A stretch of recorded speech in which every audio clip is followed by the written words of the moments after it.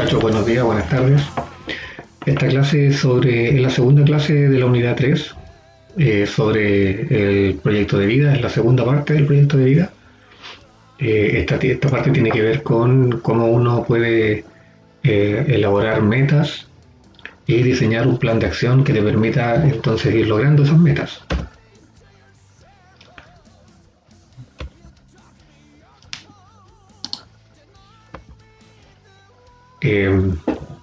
La clase anterior tenía que ver con lo que estuvimos conversando sobre cómo armar un proyecto de vida, lo importante que era plantearse una proyección hacia el futuro, ¿verdad? Que tú te imagines en tu vida futura y lo que tú quisieras que esa vida contara o tuviera.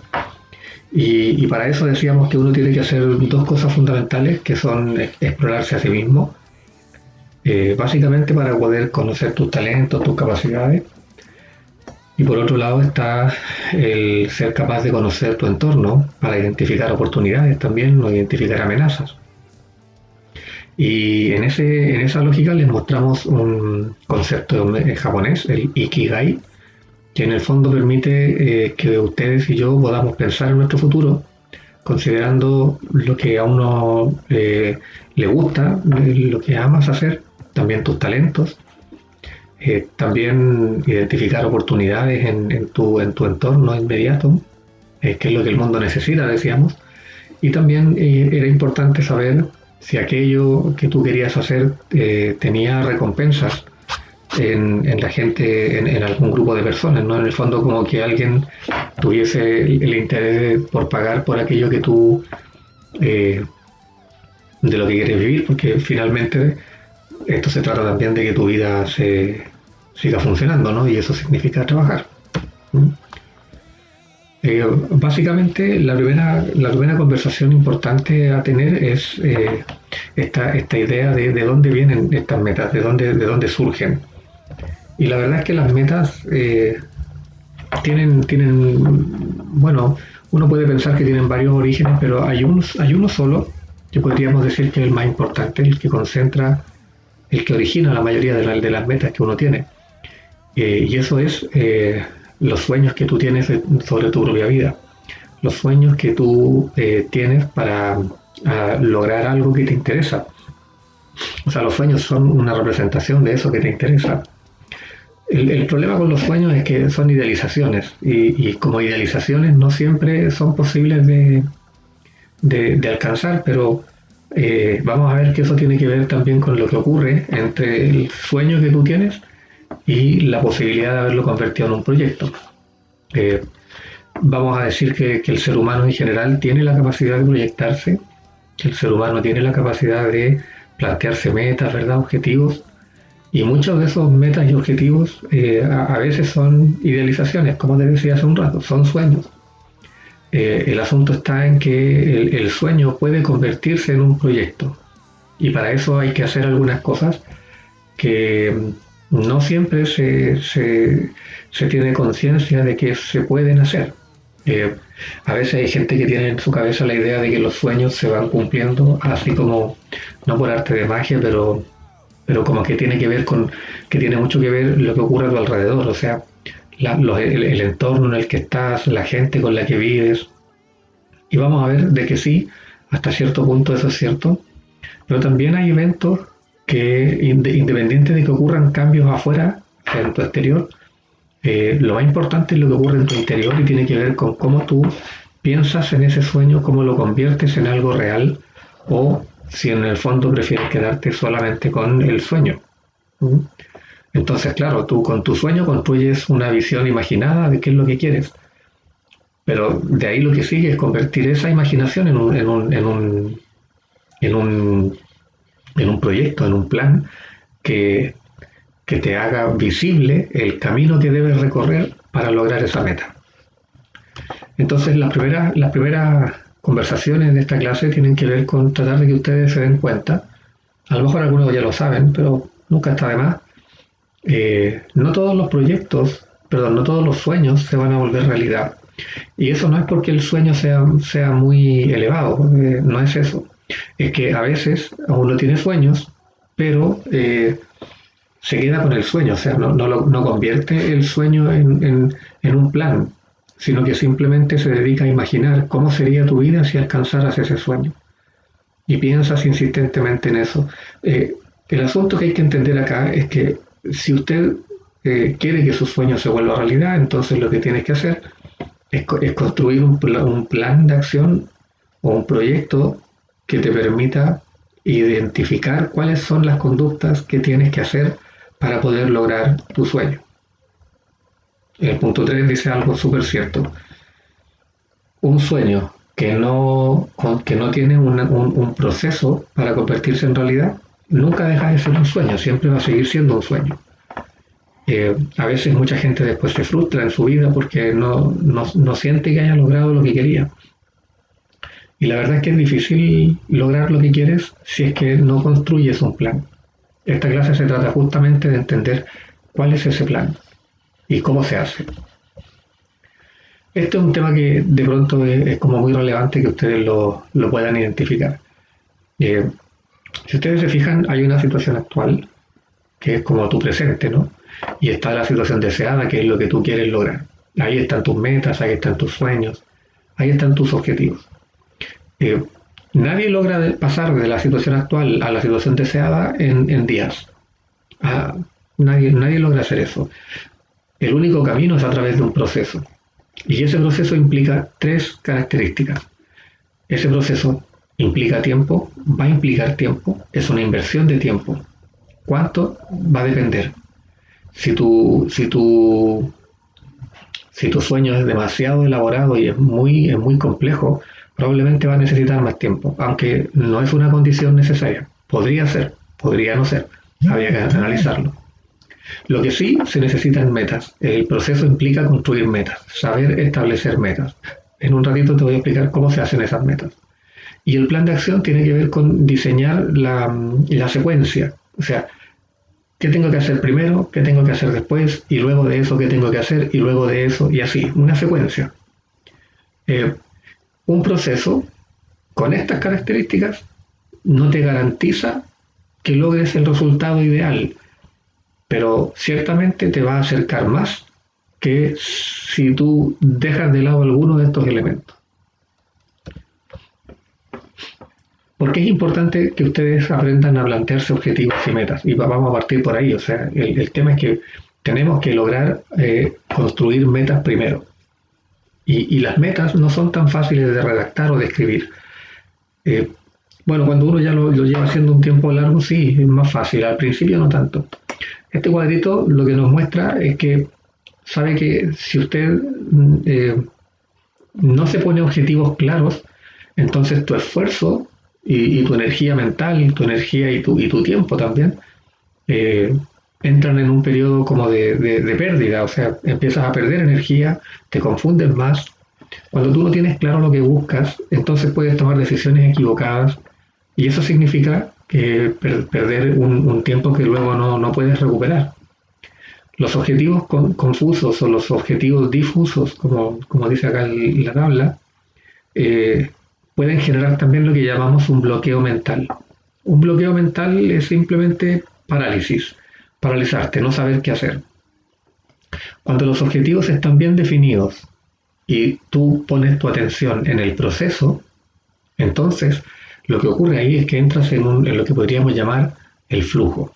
Y el flujo no es otra cosa que disfrutar lo que haces y como no solamente disfrutarlo, no es solamente que tú sientas que lo pasas bien, tiene que ver con lo que amas hacer. O sea, en la medida en que tú estás haciendo algo que te gusta y que sientes que tiene que ver contigo, con tu forma de ser, entonces lo que ahí ocurre es que incluso los obstáculos que tengas que enfrentar los vas a enfrentar de mejor manera y me atrevería a decir incluso con una sensación de agrado, aun cuando sean problemas. Porque de eso se trata el flujo. En un segundo te voy a dar el concepto de flujo. El flujo es un concepto de la psicología positiva que surge por ahí por el año 90. Ya te voy a explicar de qué se trata. Lo que sí te quiero decir es que si tú tienes un hobby, por ejemplo, que te gusta mucho, que tiene que ver con tu forma de ser, cada vez que tú lo haces, probablemente sientes que el tiempo se te va más rápido, que cuando estás molesto y empiezas a hacer esa actividad, se te va la molestia O sea, yo estoy seguro que probablemente la mayoría de ustedes sabe de lo que le estoy hablando o lo ha vivido alguna vez.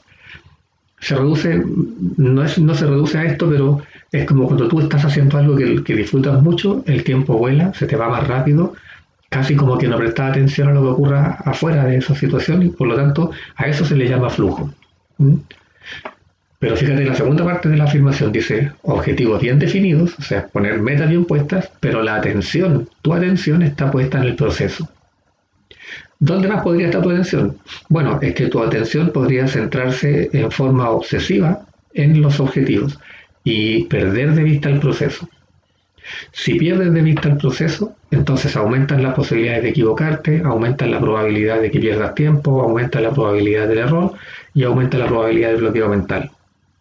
O sea que, si tú tienes los objetivos que no están claros, y esa es una alternativa. La otra alternativa es que tengas los objetivos más o menos claros, pero que tu atención esté puesta en el objetivo solamente y no te fijes tanto en el proceso. Recuerda que el proceso es el que te lleva a lo que tú quieres. No es que tú solamente pienses en lo que quieres, es la forma en que trabajas, el tiempo que dedicas, las metas que construyes y el plan de acción que elaboras. Cuando uno elabora un plan de acción pensando en un proyecto que tiene que ver con tu vida, es muy probable que puedas vivir esto que es el flujo o el fluir. Es un concepto de Csikszentmihalyi, que es un autor de la psicología positiva. Mira, leamos la definición y te vas a dar cuenta que probablemente tú también lo has vivido. No sé si en la universidad, pero a lo mejor en algún hobby, si en la universidad también podría ser. Fluir es el estado en el que las personas entran cuando están inmersas en una actividad y nada más importa. La experiencia en sí misma es tan agradable que las personas la seguirán haciendo aunque tengan que sacrificar otros aspectos de la vida solo por el hecho de poder hacerlo. Si te das cuenta, entonces, por eso te hablaba de un hobby o de algo que tú disfrutes hacer.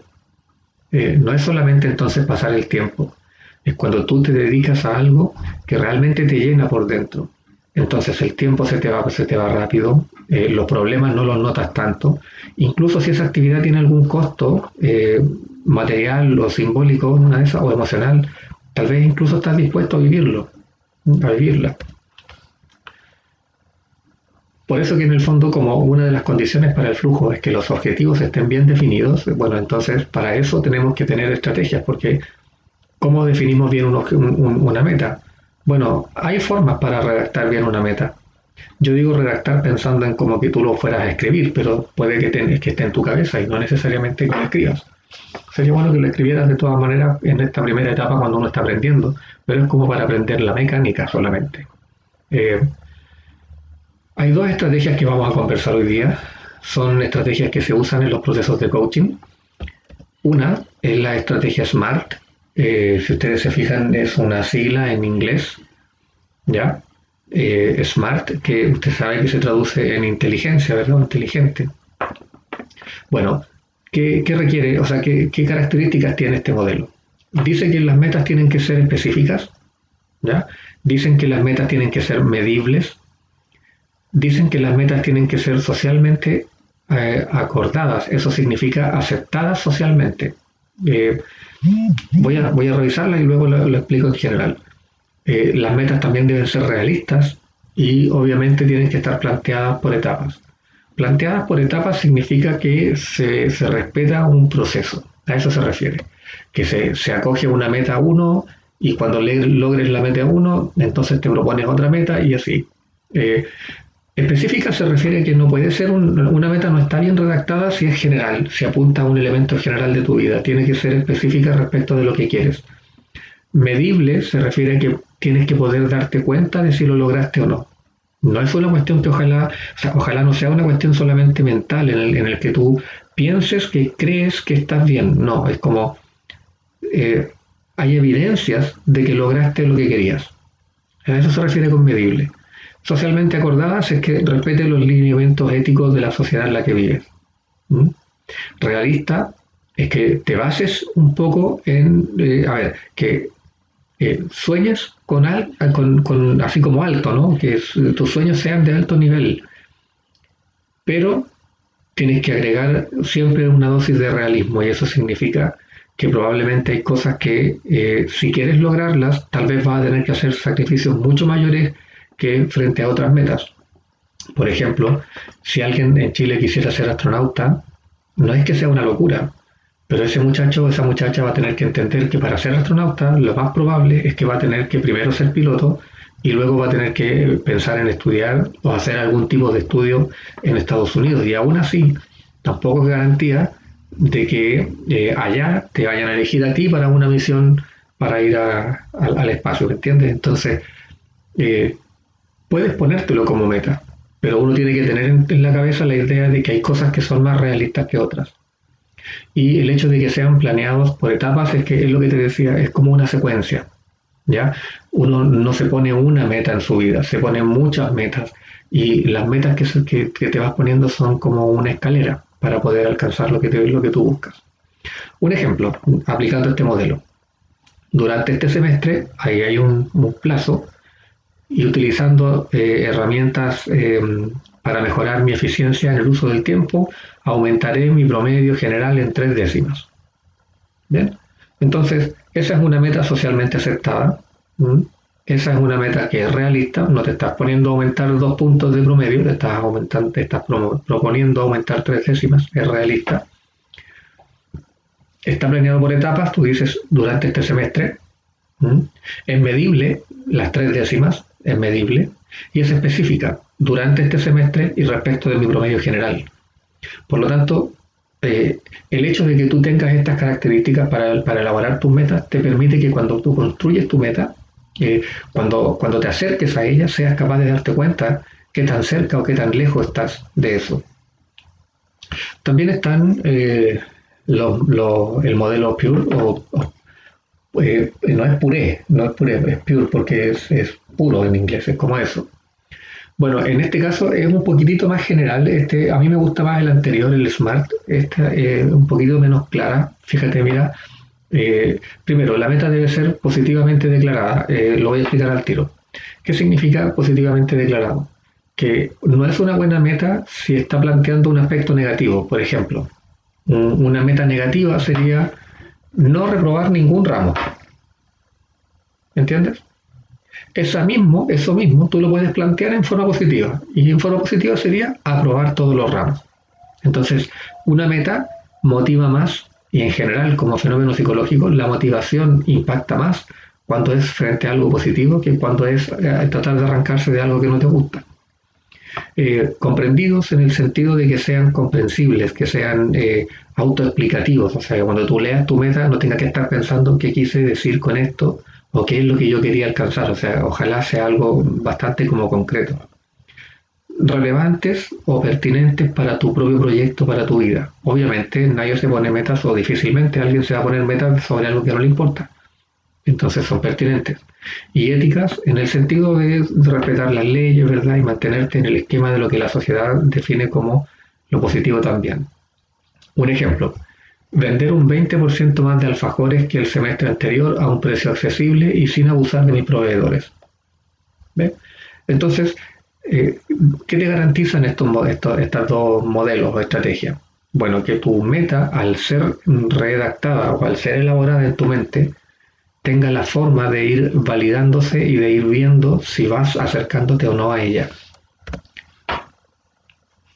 Ahora, en general podríamos decir que independiente de cuáles sean las herramientas para construir metas, podríamos decir que hay dos tipos de metas. Las primeras son las que se llaman metas de desempeño y luego está la meta final. Quiero poner el ejemplo para que lo puedan ver. Las metas de desempeño tienen que mirar desde abajo hacia arriba. Las metas de desempeño son las cosas que tú necesitas ir logrando para alcanzar las metas superiores. Y entonces y así hasta llegar a la meta final. La meta final es la situación deseada, lo que tú querías lograr.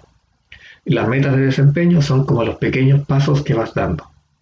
Los pasos pequeños que vas dando para acercarte a tu meta final. ¿Sí? Entonces, la meta 1 es lo que necesitas para alcanzar la meta 2. La meta 2, en este ejemplo, la meta 2 es lo que necesitas para lograr la meta final. Pero en general este camino es más largo, o sea, no necesariamente son dos metas, es solamente un ejemplo en este caso. todas las metas que tú te propongas, en general, tienen que ver con un proceso tuyo, ¿verdad? Un proceso que es intransferible, eso significa que nadie más lo puede vivir, nadie puede hacer lo que tú no hagas por ti mismo, ¿no? O sea, las metas que tú quieras perseguir en tu vida, solamente las vas a poder conseguir tú. O sea, hay gente que te podrá ayudar, sin duda, hay personas que te van a ayudar, eh, pero finalmente la persona como la responsabilidad central acerca de estas metas tuyas las tienes tú y siempre están de tu lado, siempre están en tu poder, o en la mayoría de las veces. Ahora, es que si nosotros quisiéramos construir un proceso de trabajo interno, así como de desarrollo personal, y que pudiéramos aplicarlo a esto, bueno, tendríamos que recurrir a algunas estrategias que existen, y eso es lo que queremos mostrarte ahora. En los procesos de coaching ejecutivo o los procesos de coaching de vida, existe el modelo Grow, que es como crecimiento, y está compuesto por 4 aspectos. Aquí se los muestro. El modelo Grow se compone. El Grow es una palabra, ¿verdad? En inglés, son siglas que significan metas, realidad, opciones y voluntad en el español, ¿verdad? Ahora mira, tú defines tus metas usando los modelos, supongamos usando los modelos que te hablamos recién, el SMART y el PURE. Luego lo que haces es analizar tu realidad, pero cuando usamos la palabra realidad hay que entender algo. ¿Cuál es la realidad? Bueno, la única realidad desde el punto de vista temporal es el presente. El pasado ya no es una realidad, por más que te afecte, por más que te genere consecuencias, no es una realidad, el presente no es una realidad y el futuro tampoco es una realidad. La única realidad posible desde el punto de vista temporal es el presente. Por lo tanto, lo que hacemos en este punto es analizar tu presente. Eso significa considerar tus características, tus condiciones de vida, tus aspectos internos, fortalezas, tus debilidades, tus capacidades, tus cualidades, tu seguridad personal, etcétera. Se analiza todo eso para saber con qué cuentas y qué necesitas. Cuando ya tenemos ese análisis, lo que hacemos ahí es tratar de construir el camino que necesitamos recorrer. O sea, ¿cuál es el camino que necesitas? Y hay que entender algo. Nunca es bueno que tengas solamente un camino diseñado. Siempre es bueno que tengas más de un camino. Entonces es como decir, yo tengo esta meta, yo voy a usar este camino. Eso significa que yo tengo que diseñarlo, ese camino, tengo que elaborarlo. Digamos, camino, podríamos decir también que pueden ser frente a un problema, las soluciones que vas a implementar. ¿Ya? Frente a una meta, las acciones que vas a llevar a cabo. Entonces tú puedes pensarlo así. Voy a diseñar este camino. Si este camino me lleva a la meta, fantástico. Si este camino no me lleva a la meta, entonces tengo que probar otro camino. Y entonces otro camino lo tengo que elaborar también. La idea de opciones es que en general no elabores solamente un solo camino. Ojalá elabores 2 o 3. No tienes que escribirlo necesariamente, basta con que esté en tu cabeza, pero que esté claramente establecido en tu cabeza. Y luego tiene que ver el tema de la voluntad y de los compromisos. Ahí es importante que entendamos lo siguiente. Aquí estamos hablando de todo lo que tiene que ver con la motivación, con la inspiración y con el compromiso para recorrer ese camino que ya diseñaste. Aquí es donde está el aspecto más complejo, porque la voluntad no necesariamente toda la gente la tiene bajo su control. Todos tenemos fuerza de voluntad, todos tenemos la posibilidad de usar nuestra voluntad, pero no toda la gente tiene la voluntad bajo su control. Por lo tanto, hay veces que determinadas personas frente a un obstáculo se terminan rindiendo o empiezan a hacer algo, toman un camino y se encuentran con obstáculos y empiezan a desconfiar de sí mismos, empiezan a dudar de si son capaces o no y terminan después a lo mejor no haciéndolo. Por eso es que es importante el tema de la voluntad. Aquí hay una explicación de cada uno de esos elementos, ya lo habíamos hablado. La meta tiene que ver con que ojalá usemos los elementos que ya señalábamos, los dos modelos que ya señalábamos, lo más importante es que sean concretas. Yo te diría, si pudiéramos resumir algunas características que sean las más esenciales, yo te diría que sean específicas, que puedan ser evidenciadas, eh, que tengan una guía ética también, porque claro, hay muchos caminos para recorrer y hay muchas metas que son posibles de alcanzar, pero no todas las metas son éticas y ahí también hay que considerarlo. Y por lo tanto, en el fondo es que sí entender que si tu sueño es muy complejo, es muy elaborado, entonces a lo mejor necesitas más de una meta y probablemente muchas. ¿No? Lo que te decía hace un rato, entender la realidad significa analizar el presente. Analizar el presente significa saber cómo estoy yo hoy día, cómo soy hoy día. En el segundo párrafo hay ahí una definición de todo eso. Cómo te sientes, qué te motiva, cómo está tu relación con el entorno, qué oportunidades identificas, qué necesitas desarrollar, qué dudas tienes, qué cosas te asustan. O sea, mientras más completo sea este análisis, sobre todo de tu mundo interior, más fácil va a ser encontrar solución a los obstáculos que vas a encontrar y más energía vas a tener para poner en este proyecto. Energía que después la tienes que inyectar cuando ya tengas que empezar a recorrer el camino. Las opciones, que es lo que hablábamos hace un rato, son todas las posibles alternativas o todas las posibles soluciones que se te puedan ocurrir. Eh, Mira, te diría que incluso es buena idea que partas de la siguiente manera. Al principio no pienses en si este plan podría funcionar o no. O sea, elabora todos los planes que puedas. Mientras más planes, mejor. Y al principio no pongas límites. Después de que ya los termines todos, de que ya hayas generado muchos planes o opciones, recién ahí empieza a pensar cuál es más accesible, cuál es más probable que lo pueda llevar a cabo, cuál es el que tengo que descartar porque tal vez no me sé. O sea, después los ordenas. Lo primero es crear la mayor cantidad de soluciones posible. Y como te decía, lo último, pero que no es lo último en importancia, es entender que aquí hay una cuestión que no es cualquier cosa. Esto no es menor para nada.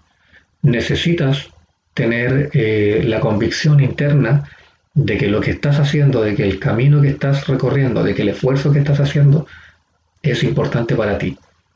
Esto es irreemplazable. Aquí te voy a hablar de otros elementos que no están dentro de la clase, son otros contenidos, pero muy breve, es para decirte justamente eso. La voluntad es irreemplazable, no hay nada que sustituya la voluntad. Eso quiere decir que si tú puedes tener tu meta muy bien definida, tu plan de acción muy bien elaborado, puedes haber hecho un súper buen análisis interno, pero sin la voluntad no hay nada que pueda compensar la falta de ella. No hay nada. No hay nada que tú puedas poner que reemplace a la voluntad. La voluntad es probablemente lo más importante. No porque lo demás no importe. Fíjate en lo siguiente. Es la voluntad la que va a hacer que, por ejemplo, frente a un obstáculo, tú no termines retrocediendo. Es la voluntad la que va a ayudarte a que cuando estés muy cansado o cansada, quieras seguir avanzando. Es la voluntad la que hace que uno se supere cuando uno se enfrenta a un obstáculo que es más grande o que es complejo. Por lo tanto, este es un punto que no hay que mirarlo en menos, no hay que despreciarlo, al revés, hay que darle una real importancia. Supongamos el siguiente ejemplo. Eh, Piensa en un muchacho que, como tú, hace un par de años quería o quiere entrar a la universidad.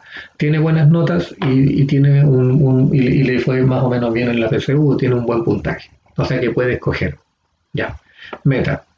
Quiero escoger una carrera relacionada con lo que me gusta y con mis talentos. Esa es su meta. Y entonces tiene que analizar su presente. ¿Qué aspectos de mi vida me van a ayudar a tomar una buena decisión?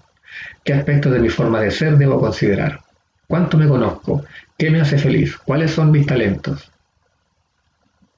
¿Cómo está la relación con mi familia? ¿Los recursos de los que disponemos como familia existen? ¿Están también? Si no están, ¿cuáles son los recursos a los que puedo recurrir? Recursos estatales, por ejemplo. Y luego de las opciones, eh, no es que yo entonces me vaya a sentar a decidir qué carrera estudiar en el living de mi casa.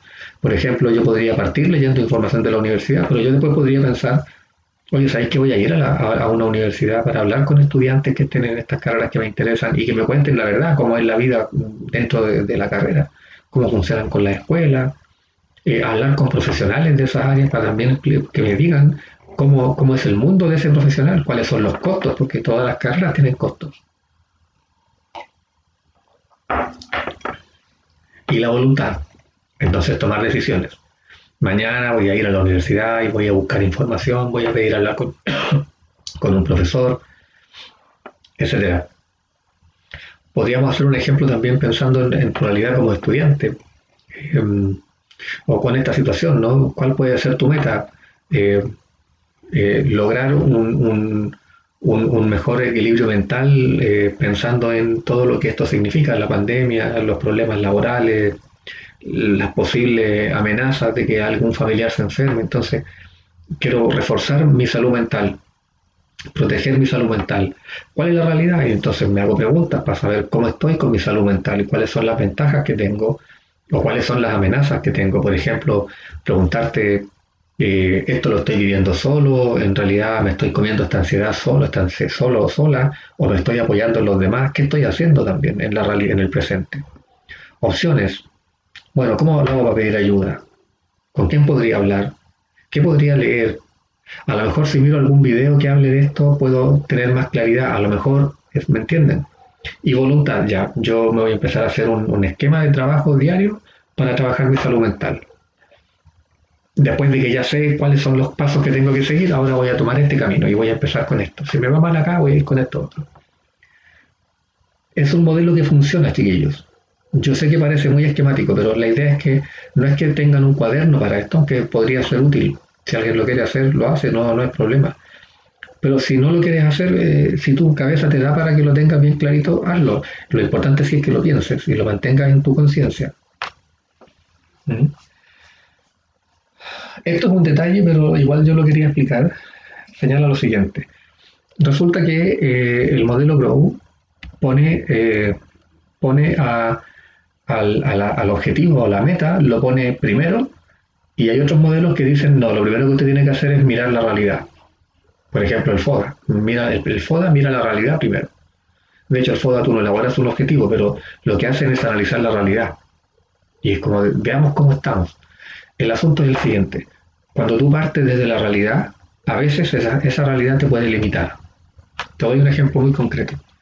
Una persona, un muchacho, una muchacha que es de origen de una familia humilde, por ejemplo, con escasos recursos, cosa de la que no hay por qué avergonzarse, porque la gran mayoría del país se vive así. Supongamos entonces un muchacho o una muchacha que viene de una familia de bajos recursos. Y uno podría decir, eh, bueno, póngase una meta, póngase un objetivo para su vida. Y esa persona, por supuesto, que se va a poner una meta de superación, una meta de una mejor calidad de vida. Pero ¿qué pasa si partes de la realidad? ¿Qué pasa si primero lo haces pensar en cómo es su vida actualmente? Y lo haces pensar en cómo es su vida, cómo es su calidad de vida, cuáles son sus círculos sociales.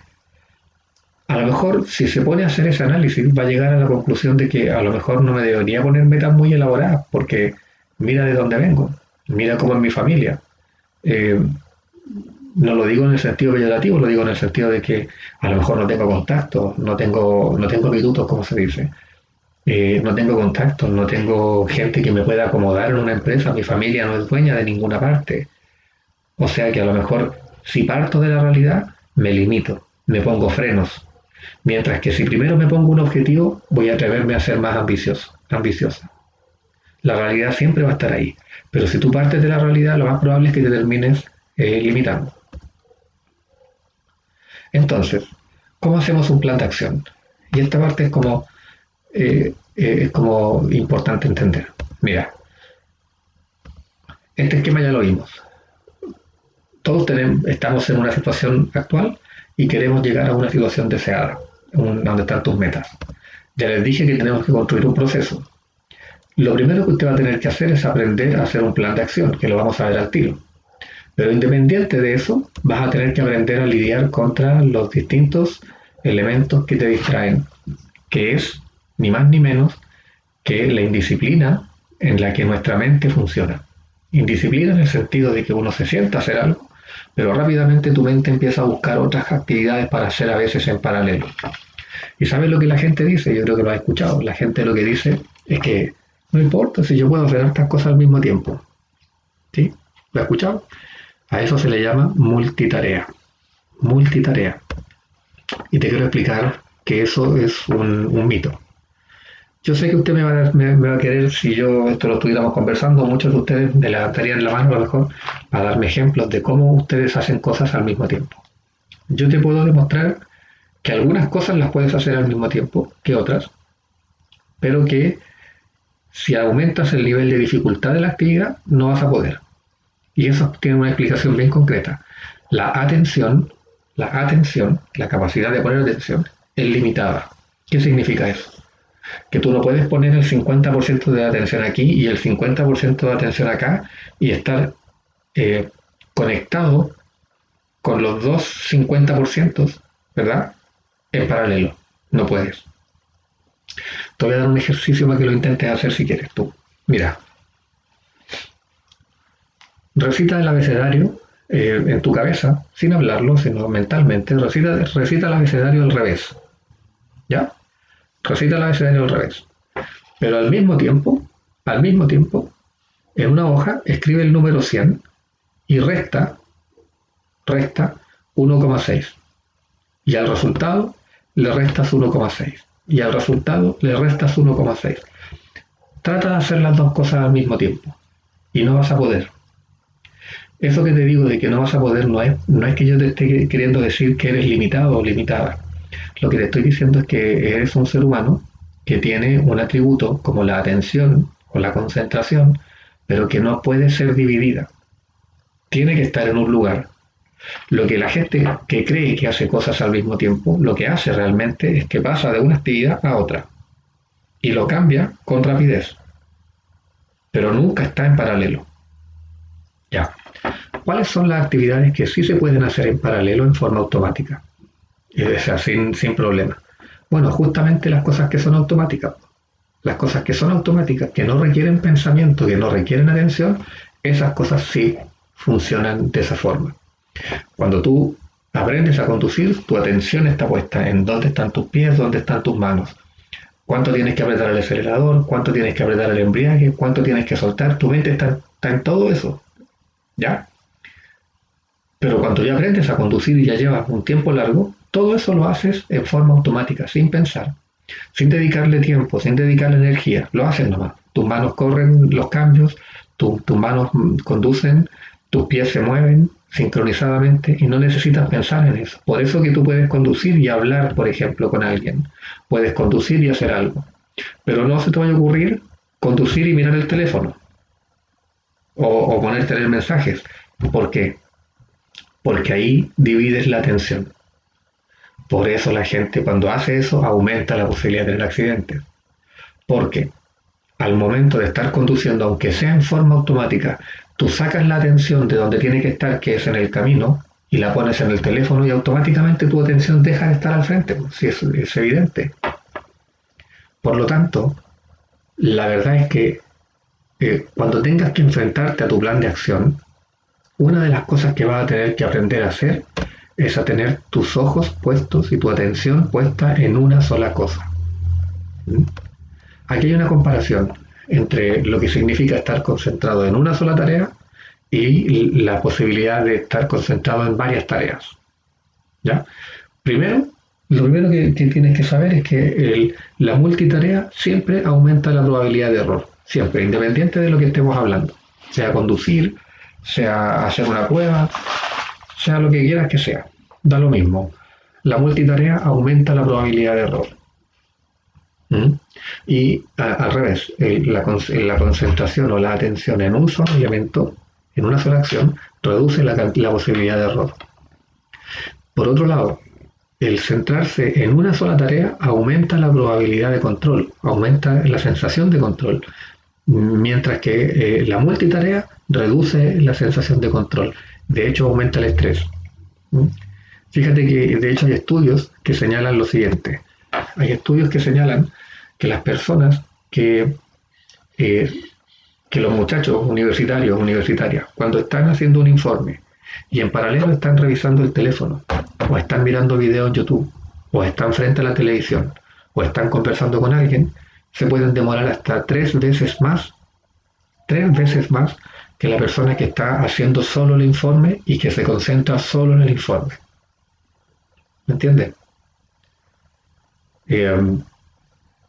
Por eso cuando yo te hago la clase, cierro la puerta, yo tengo una pequeña oficina aquí en mi casa, no pongo libros de los que tengo y que me gustan, no los pongo acá, allá atrás se ven mis guitarras, yo tampoco las tomo, no las tengo cerca, mi teléfono está en silencio y sin vibración, entonces no tengo idea si están llegando mensajes.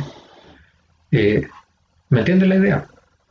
Eh, el hecho de enseñarle a tu mente a funcionar de forma disciplinada, lo que hace es asegurarte que todos tus recursos internos están dispuestos para que eso que estás haciendo funcione.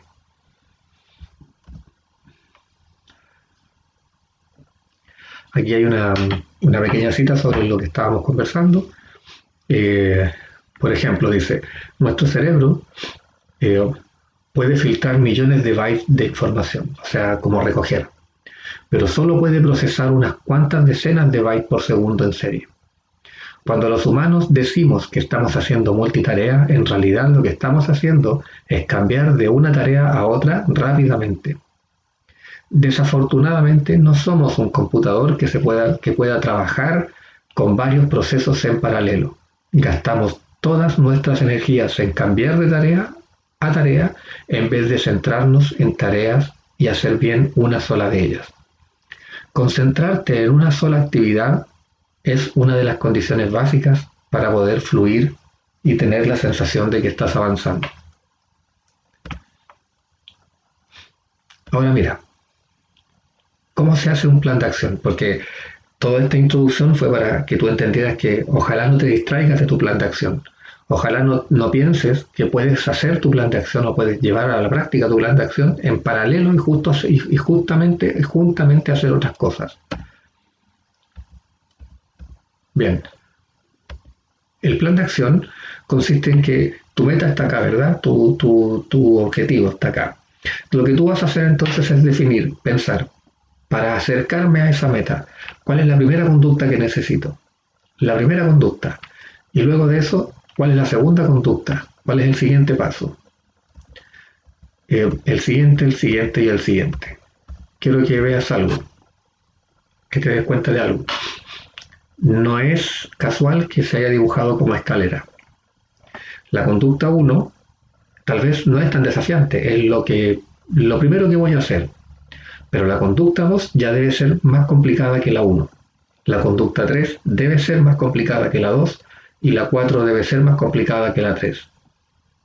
Eso sí es importante que se entienda. Es una secuencia en donde la dificultad va creciendo. Si la dificultad no va creciendo, entonces tú no vas avanzando en dirección hacia arriba. Lo que vas haciendo es moviéndote hacia el lado. Y hacia el lado no es avanzar siempre. Ahora, puede ser que necesites una conducta, por eso está la palabra ahí aprendizaje. Puede ser que necesites una conducta que tal vez no sabes, o que no tienes, o no sabes cómo hacerla. Bueno, entonces para eso es el aprendizaje. Ahora mira, sigamos el mismo esquema, ¿verdad? Ahí está. Lo único que nos falta agregar es que para completar este esquema se necesita también que tú tengas la posibilidad de ir evaluando lo que vas haciendo. La evaluación, obviamente que la puedes hacer al final, pero también la puedes hacer en el medio. De hecho, la puedes hacer con bastante más frecuencia.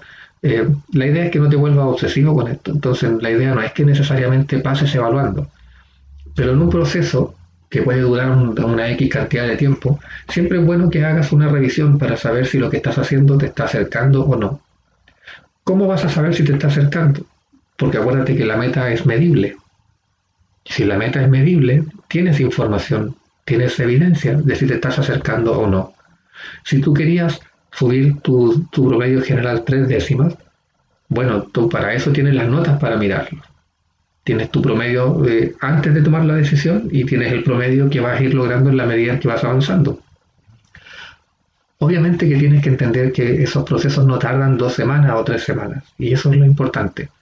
Y eso es lo que también a veces podríamos decir que es complejo, porque para mucha gente no es fácil entender que tiene que someterse a un proceso largo. La mayoría de la gente quiere ver resultados instantáneos, o sea, inmediatos. Y la verdad es que no funciona así.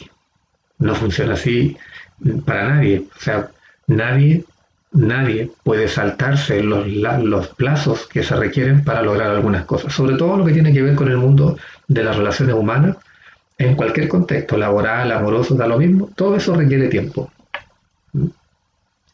Por lo tanto, la evaluación es importante también.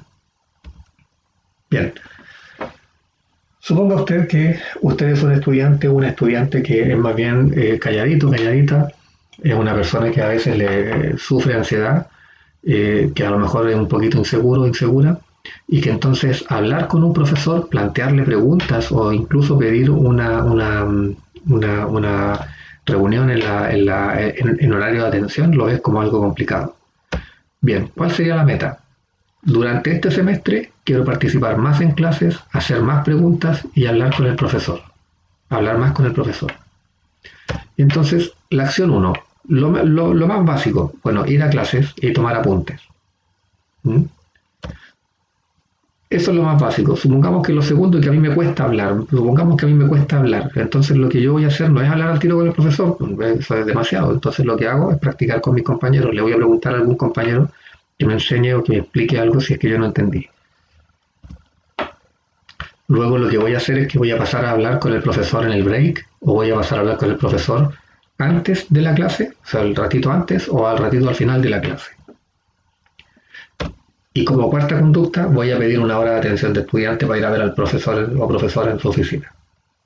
Si te das cuenta, más allá de que pueden ser esas conductas o pueden ser otras, lo que más me interesa que te des cuenta es que hay una dificultad creciente, o sea, que hay una secuencia y que esa secuencia es cada vez más exigente contigo. Si tú no haces ese camino de ser más exigente contigo, entonces hay habilidades que no van a aparecer, hay problemas que no vas a resolver. La mayoría de los problemas que enfrentamos los seres humanos necesitan de una disposición como fuerte. Necesitamos a veces eh, tomar decisiones que sabemos que son costosas, pero si no estamos dispuestos a hacerlo, de pronto va a ser muy difícil que esos problemas desaparezcan. Por lo tanto, ¿cuáles son las condiciones básicas para un plan de acción? Primero, que las conductas tienen que ser bien concretas y específicas. Y lo segundo es que esas conductas tienen que estar diseñadas como una secuencia. ¿Ya? Partiendo desde la más fácil, pero luego ya después de la más fácil no pueden venir puras más fáciles, tienen que venir hacia arriba. ¿Mm? Debes tener un plazo, siempre debes ponerte un plazo. Sí, es verdad que uno puede ser flexible con sus plazos, pero esa flexibilidad no puede ser así como, es que hoy día no tengo ganas de hacer esto, entonces no lo hago. No, pues no debería ser así. No debería ser esa flexibilidad no debería ser porque no quise, debería ser porque no pude o porque pasó algo que estaba fuera de los planes y entonces por eso me atrasé. Y lo más importante es que no lo más importante, pero una de las cosas más importantes es que si te das cuenta de que necesitas una conducta que no tienes o que necesitas aprender una conducta que no sabes realizar, tienes que buscar ayuda y tienes que asesorarte. Que esa es la mejor forma de resolver ese tipo de cosas. No quedarte con la sensación de que, bueno, no sé cómo se hace esto y listo. No, tienes que buscar la forma de trabajarlo. Bueno, eso ha sido esta clase. Queríamos mostrarte que la semana pasada te queríamos mostrar que era importante que tú construyas un proyecto de vida. Y ahora lo importante que era construir un plan de acción para lograr ese proyecto de vida. Cosas que creo que son importantes que te deberían quedar en la cabeza y que no se te olviden. El plan de acción es importante y es muy valioso, pero necesitas desarrollar la capacidad de centrarte en una cosa y no dividir tu cabeza en distintas acciones. No creer que eso significa tener más capacidades de algo. Eh, Eso en el fondo yo te diría que tiene más que ver con rollos personales, películas que uno se cuenta acerca de su propia capacidad. A veces uno quiere como demostrarle a la gente que es muy inteligente o que es muy capaz. Y para eso a veces hace ese tipo de cosas o dice ese tipo de cosas, de que puedo hacer muchas cosas al mismo tiempo. La verdad es que no. Y también hay hartos mitos y hay hartos mitos también vinculados al tema de género con eso. O sea, de hecho, Hay por ahí personas convencidas de que los hombres no pueden hacer dos cosas al mismo tiempo y las mujeres sí. La verdad es que ninguno de los dos puede.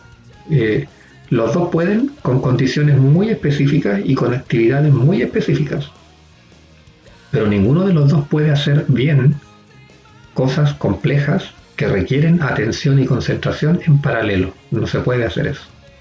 ¿Por qué? Porque sencillamente no tenemos dos cerebros, nadie tiene dos cerebros. Nuestra atención y nuestra concentración está gobernada por un solo centro. Por lo tanto, ese solo centro no puede hacerse cargo de dos cosas al mismo tiempo. Se los podría demostrar de más formas si estuviéramos en vivo. Hagan el ejercicio que les dije para ver si les resulta, pero si son honestos consigo mismos, consigo misma, van a darse cuenta.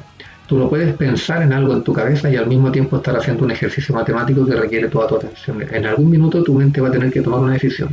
O hace lo que está en su cabeza o hace lo que está afuera. ¿No? Así es que eso es, pues, chiquillos, chiquillas. Espero que ojalá esta clase les sirva. Sí quiero cerrar esta clase diciendo que, bueno, el paro ya se acabó, el paro terminó. Eso es lo que se nos informó.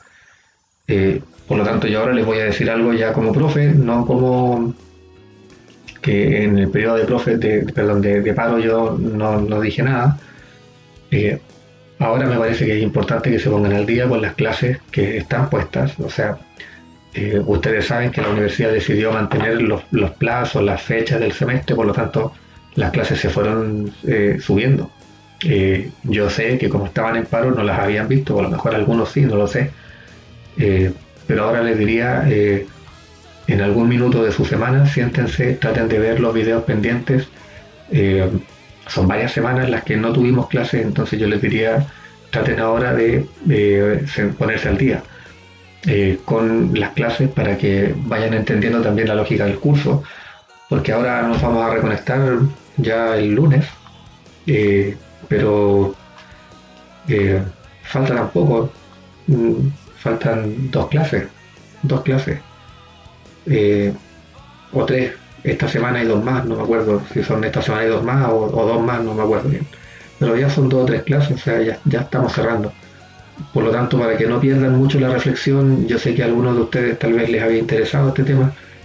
Aquellos que más les interesó, métanse en los videos, traten de centrarse solo en el video, no se pongan a ver el video haciendo otro trabajo porque no les va a servir hacia eso.